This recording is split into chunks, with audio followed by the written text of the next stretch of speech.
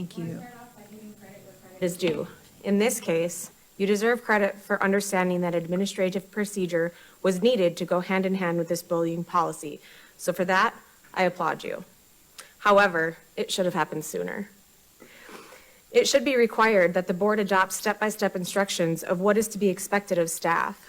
There should never be a policy that involves administrative accountability without subsequent documentation for how that should be implemented by the said staff, and how parents can expect things to be handled. One without the other is frankly just negligent. Within this, though, there are also measures that need to be addressed to ensure proper care is taken. It is unproductive to have a policy that states what a member of staff must do in a situation, but then not have equally direct consequences for what will happen if they do not. Your proposed policy wording allows for staff to know what is expected of them, but fails to offer any accountability. There should not be any loopholes when you are discussing adults who are in charge of the safety of and well-being of other people's children. Your policy should not lead a reader to believe that you might make others do their jobs. Parents and community members should know without a doubt that what is stated will take place. Policies and procedures are worthless if there's no follow-through, and that has been a consistent problem here. What good are documents if they're not implemented? What good are laws if they're not followed? If someone broke into your home, you would likely expect the police to do their job. But what if they said, oh, that law only states that we may hold them accountable, not that we will. I hope that for the sake of the safety of all the children, that you are not just checking a box here and doing this to throw a Band-Aid on all of your failures. I hope that you truly do understand the importance of accountability and trust and transparency within a district. Thank you. Back again. We all know why this is being done right now. It's nice, regardless of how pathetic it is. I had to fight my way to the federal level to get any of you to act. I see you added bullying between staff and student. Exactly what happened to my son. What I also see is a huge loophole, left at the demise of your discretion. Your revision states when an employee is found engaging in this behavior, they're considered to be in violation of Admin Policy 8.524A, a pre-existing policy, and may be subject to discipline. Maybe? And what about staff that have already engaged in this behavior? Don't forget the mandated reporting for this like item 1. If you proceed to sit here and say your ayes and approve this without changing that language, you failed again, just like you failed my son. The definition of insanity is doing the same thing over and over again and expecting a different result. The bullying policy was revised in 2019, correct? Right? Yeah. Yet here we are again, approving this without changing that language. To guarantee that our children are safe from adults that act this way shows all of us where your loyalties lie. And it isn't our children who you claim come first, right? Students come first, right? We discussed that last time I was here, right? Director Peterson, correct? Yes, Continue. yes. Continue. And while you're at it, fire her. Fire who did that to my son. Why is she still there? Fire her now. It's honestly disturbing that it takes so much from a person to get you to act. And when you do, you still try to be slick.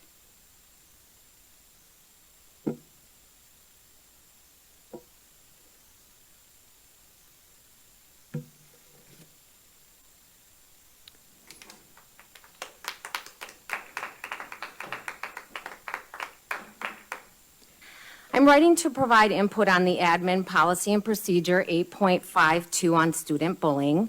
It should be recognized that the team that wrote this policy did make a number of much-needed revisions. This was definitely a step in the right direction. This policy, though, was adopted in 2010. It was revised in 2014 and 15. And Paula Phillips wrote a resolution that was quite extensive. Yet here we are, like Groundhog Day, having the same discussions over again. Attention to this matter was way overdue. And furthermore, the fact that no administrative policy existed since 2011 made the policy dangling out there with no procedure, and it makes it open to discrimination. Authoring policies with no procedures is telling the what without defining the how. Policy with no procedure leaves implementation up to the person and is an invitation for discrimination. You are inviting that. A few considerations. Build communication and professional development so these policies and procedures are not just placeholders on the website. Make sure all parents and students are informed of the policy and procedure. Do not leave students and parents blindfolded to where information lies or clicking around trying to find information. Be proactive in your communication. You have resolutions that have all of this spelled out from 2019. Address adult to student bullying and where those references lie in this policy and procedure. Consider the circumstance where the administrator is the offender and allow parents to express concern about which administrator is assigned to investigate. Ensure that administrators that investigate know how to conduct fair and unbiased investigations. What training do they have? Review footage that exists so that you can be transparent and not hold that footage hostage. Probable cause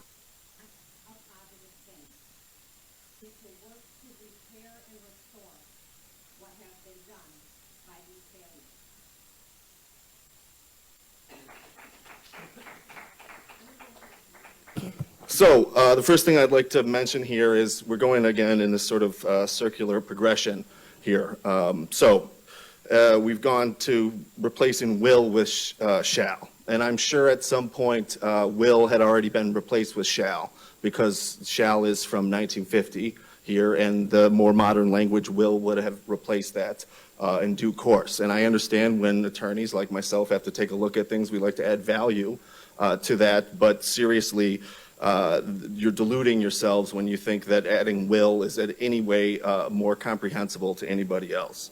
I also want to echo other statements that people made that you all need to define your terms. I've seen you sit up here time and time again and say, what about this? Will this be the case? And then the administration says, they give you a song and dance and they say whatever they want. And of course you don't hold them accountable, but one of the reasons why you can't hold them accountable is because you don't define your terms. Director Peterson, I'm right here. That's right. So when you don't define your terms and you let them say whatever it is, then it's very difficult for you to hold them accountable, and that being your job, that's something you may want to look into and define your terms. So when you say what is egregious behavior, you're going to need to know what egregious means so that they know what egregious means, so that students know what egregious means. So looking at the rest of this policy, I'm going to put on my 12-year-old hat here and think, when I'm looking at this policy, what does it say to me? It says there's one kind of bullying, and that's bullying from student to student. What about from adult to student?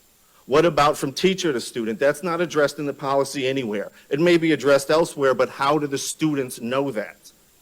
What message is that to them? There's one rule for students and another rule for adults. And that may be the way that you all behave, but that shouldn't be the message that's sent out to students. Now, finally, I want to say, I brought to your attention a bullying complaint. You did nothing. You didn't follow the statutes. You didn't follow your own regulations. You did nothing. How can you expect the administration to do something when you do?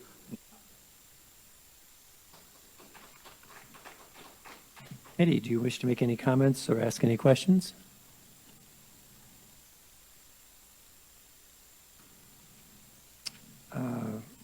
What is the pleasure of the committee with respect to this item?